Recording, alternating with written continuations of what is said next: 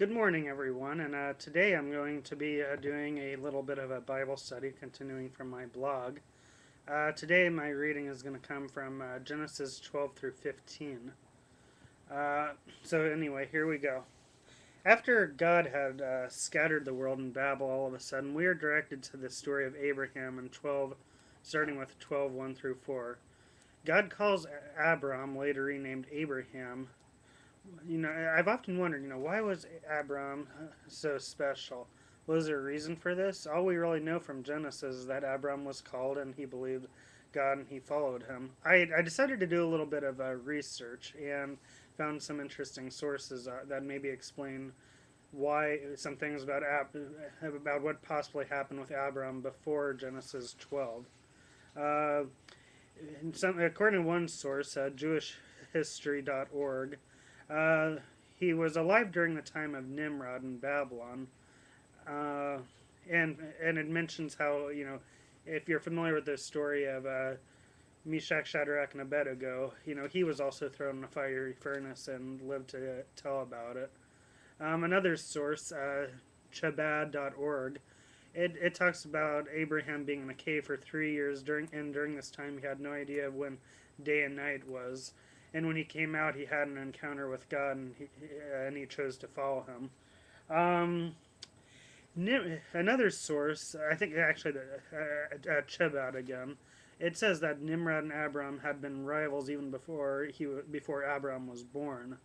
And it seems that a prophecy Nimrod had revealed the dangers of Abram while Abram was still in the womb. When he came out of the Later on, apparently when he came out of the cave, he went to see Noah, who may have still been alive, and got instruction from him, or we might call it he got discipleship by Noah. He apparently, if this story is true, he's no, Abram received instruction for him for the next 50 years and went back to his father's house. And when he got back, this was also when Abram got thrown in the fiery furnace, and he came out unharmed, and the people wanted to worship him. Wanted to worship Abram, but he said, I'm just a man. God's the one who saved me. Worship him. After Nimrod, this even impressed Nimrod at the time, and he gave Abram many gifts. One of them being, he allowed him to marry Sarah, or Sarai, who was later renamed Sarah. Um, However, Nimrod continued to have more visions about Abram, and he kept seeing Abram as a threat to Nimrod. And and many people think this is when God moved Abram to Ur, where later he's called out of Ur and led on this journey to the land of Canaan. Another site is Judaism.about.com.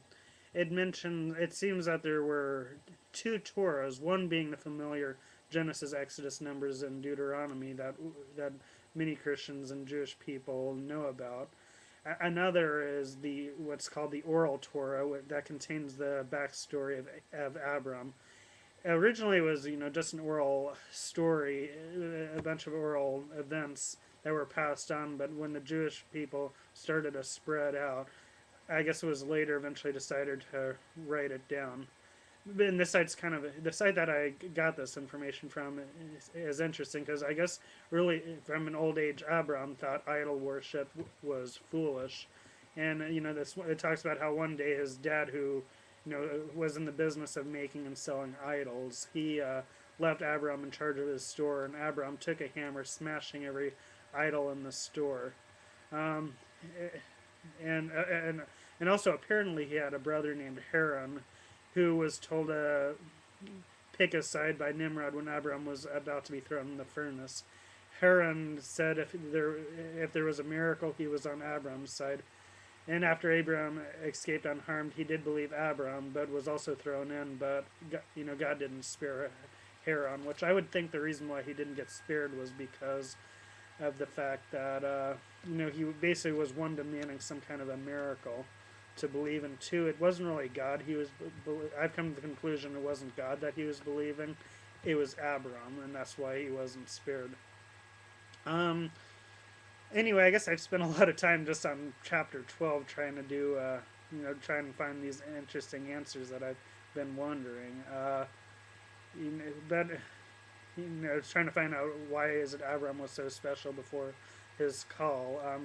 And it's interesting reading these sources because I'm led to believe it just wasn't an out of the blue call. I've often, even when I first became a Christian, I asked, why was Abram called? And I was, not too many pastors I've talked to or people who've studied the Bible have been able to give me a good answer of why Abram was called. They just said it's almost like they tend to believe that God just all of a sudden appeared to him and he believed him and followed him.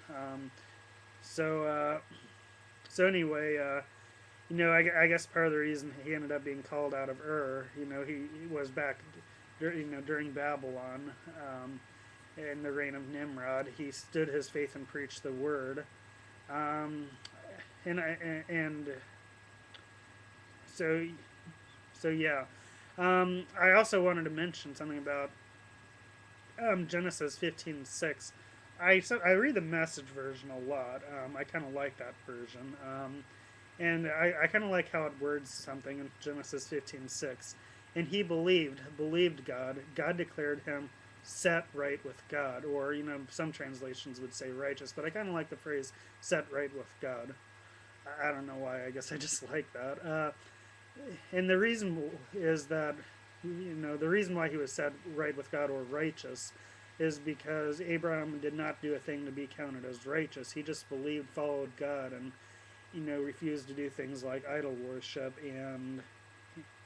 and even when people wanted to worship him, he said, "Don't worship me, worship God, who I'm just a man."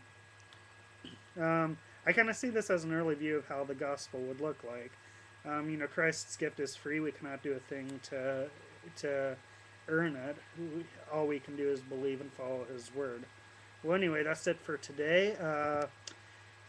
Take care and God bless you all.